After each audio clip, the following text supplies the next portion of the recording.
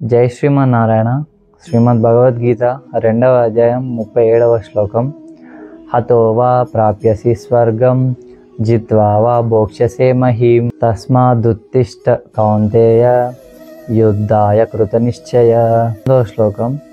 సుఖ దుఃఖే సమే కృత్వా లాభాలాభౌ జయాజయౌ తతో యుద్ధాయ యుజ్యస్వ నైవం పాపమవాప్యసి.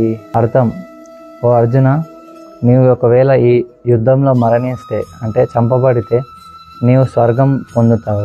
అలాగే ఒకవేళ గెలిస్తే ఈ భూతలం మీద అంటే ఈ యొక్క భూమిపై ఉన్న రాజ్యాన్ని పొందుతావు.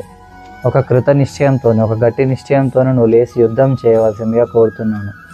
అలాగే సుఖ దుఃఖాలను, రాజభోగాలను అన్నిటినీ, లాభాలను, నష్టాలను అన్నిటినీ పక్కన పెట్టి ఎప్పుడైతే నీవు యుద్ధం కొరకు యుద్ధం చేస్తావో అప్పుడు నువ్వు పాపాన్ని కూడా పొందవు అనేసి కృష్ణ భగవానుడు అర్జునుడికి చెప్తున్నాను అన్నమాట.